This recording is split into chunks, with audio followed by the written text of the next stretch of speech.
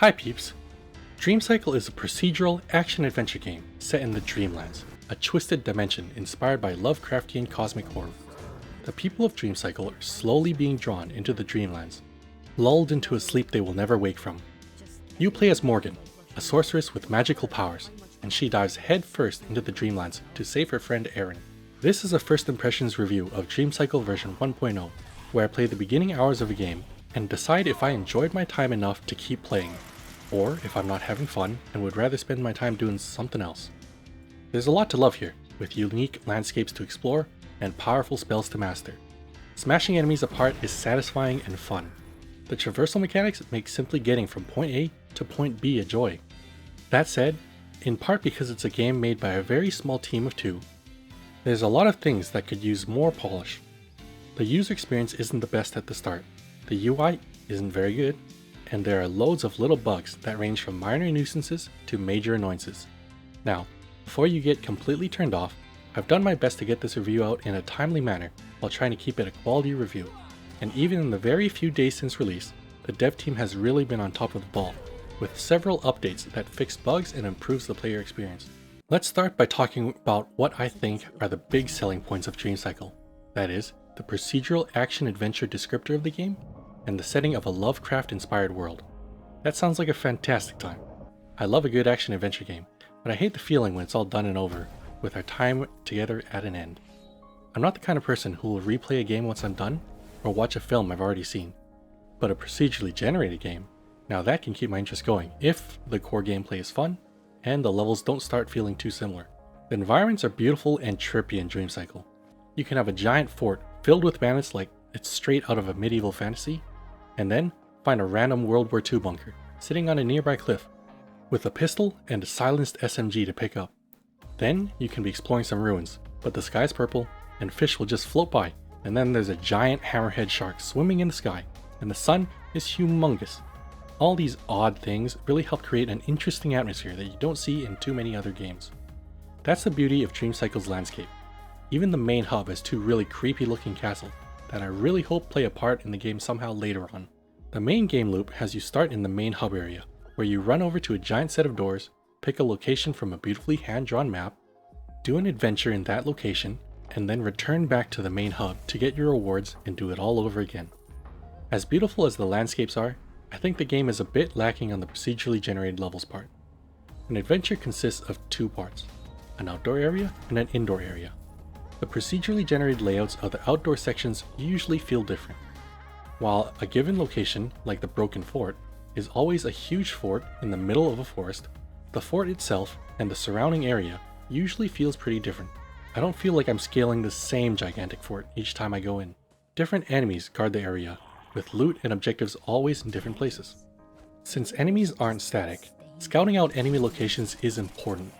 Morgan has the ability to do an astral projection to scout out the surroundings, figuring out where enemies are through the use of a red fog during astral projection, and if there are any objects of interest with a white fog.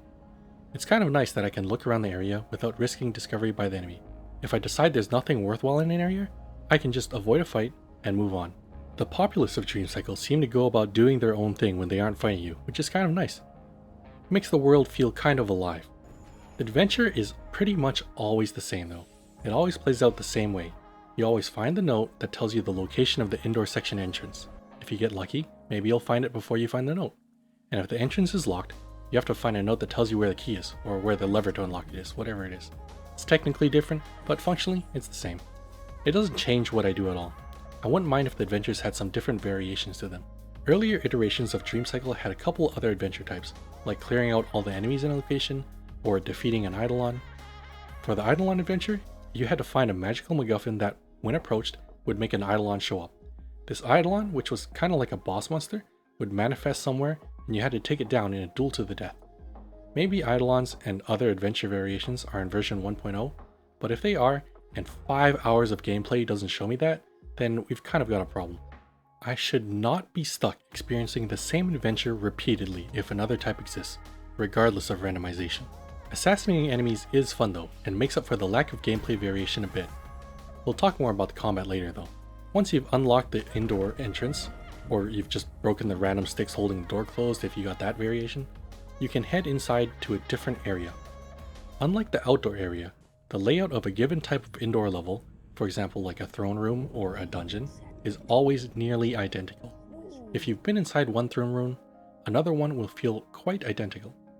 Another reason the levels start to feel samey is that your goal is always to go to your objective, activate it, and then fight off whatever shows up. Sometimes it's a big enemy, sometimes it's normal enemies, sometimes it's a whole horde of enemies, but it's always the same. There's just not much variation here. At least the souls you rescue by doing these adventures seem very thankful. Although, once I've seen it once, I don't really need the game having them all bow to me individually after every single adventure. After a few, I started to get tired of it and wish they would just all bow at once, or at least even let me skip the bowing and just have a button or something to make the portal show up. Sometimes, once you beat the enemies guarding the objective of your adventure, a little glowing orange circle that you can pick up spawns on the ground. That's a story item you need to pick up, related to the friend, Aaron, that Morgan is trying to save. It's pretty easily missable, although I think perhaps the game doesn't spawn the portal, which brings you back to the main hub, if you don't pick it up. Because I've noticed sometimes the portal will seemingly take an eternity to spawn, though I'm not really entirely sure. The lore of the world seems intriguing, and there's plenty to read if that's what you're into, but the overt storyline so far doesn't really pull me into the world, although the unique environments and the purpose of saving Aaron have kept me going so far. I think the one saving grace is that the combat in this game is very satisfying. You can approach the enemies with many different playstyles. Maybe rushing in head first and engaging in swordplay with the enemy is your thing. Your attacks feel powerful, you can really tell you're roughing up the enemies. While bandits go down fairly quickly with a few slashes, some enemies are magical dream beings. They're a bit tougher than your average bandit, and this is when you'll want to engage with the game's weak point system. After staggering an enemy with a hit or two, a glowing point will appear randomly on the enemy's body. If you hit that point, you'll do far more damage than if you were to just flail wildly with your sword. Or perhaps you prefer stealth, which also requires engaging with the weak point system. Any enemy that hasn't noticed you will have a weak point exposed, leaving them open to an assassination, quietly with a sword to the back, or silently with an arrow to the knee, or with a sniper rifle if you're feeling modern. If you really don't want to fight, you can sneak past most enemies too. Just climb around the room they're in, or fly across the rooftops. And sometimes, you just might want to go in blazings, guns and spells. You really do have to manage your resources here, as ammunition for your ranged weapons is limited, and spells can use up your mana quite quickly. But boy oh boy, are the spells a thing of beauty. You really feel like a powerful sorcerer when you can conjure such intense lightning with a snap of Morgan's finger. I haven't even gone to the traversal yet either. Running, jumping, and teleporting through the terrain is a blast. You feel so fast, and the scale and the verticality of the levels makes it interesting to use your traversal tools. You know those creepy castles in the main hub I pointed out earlier? I was curious to see if they were climbable, and to my surprise, it was possible. That is awesome. I jumped and teleported my way up a huge castle, just because I could. And at the top, looking down at the tiny starting area, I felt like the king of the world. Unfortunately, not everything is cool and gravy in Dream Cycle. There are a lot of small annoyances, like the font for the game not being easy to read. Sometimes, the game will randomly put you into third-person mode even though you're playing in first-person mode. Ending astral projection always turns Morgan to face the direction your astral projection was facing, instead of the way that Morgan was originally facing, which is really confusing. There are lots of these little things that need more time for polish, but overall don't detract so much from the game that I can't enjoy it. I was going to have a whole rant here about some objects being see-through if you're really close to it, but the devs put in a fix which changes that while I was writing this script. I've got to give props to the dev for being on top of the ball. The worst bug I encountered was in an outdoor section.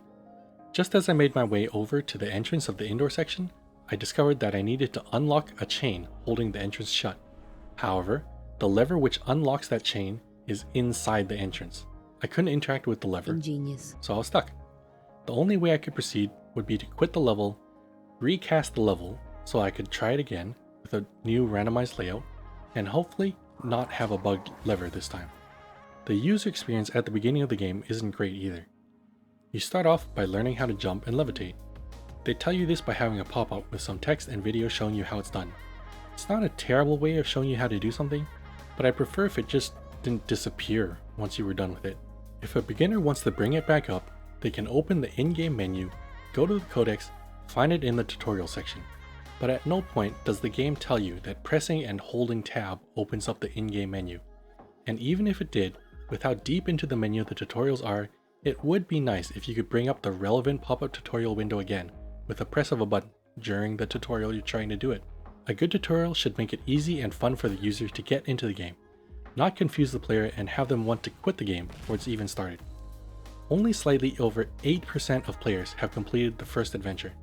It takes maybe 10 minutes from starting the game up to finishing the tutorial in the main hub, and then maybe 20 or so minutes for a new player to do an adventure for the first time. So, most people didn't even make it past 30 minutes with the game.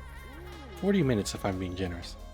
That means 92% of players who own the game quit before they even got to see all that exciting stuff I was talking about earlier. That's a huge number of players. I really want this game to do well. If more people were to experience the magic of Dream Cycle, some of them would surely come to like the game enough to become a part of the community. And I believe that a thriving community can really help a game succeed. I can feel the developers' passion and commitment to Dream Cycle, and I can feel positive that with time and financial support, Dream Cycle has the potential to be even greater than what it already is. Unfortunately, right now, it's a bit of a fleeting dream. If a dream isn't grasped firmly in your hand, it could slip away to be forgotten forever. So, I rate this game's first impressions a fleeting dream out of 10. If you can look past the flaws and blemishes, Dream Cycle is quite a lot of fun already. I hope you found this review interesting, entertaining, useful, or maybe all of the above. Remember to like and subscribe, and I'll see you all next time. Bye!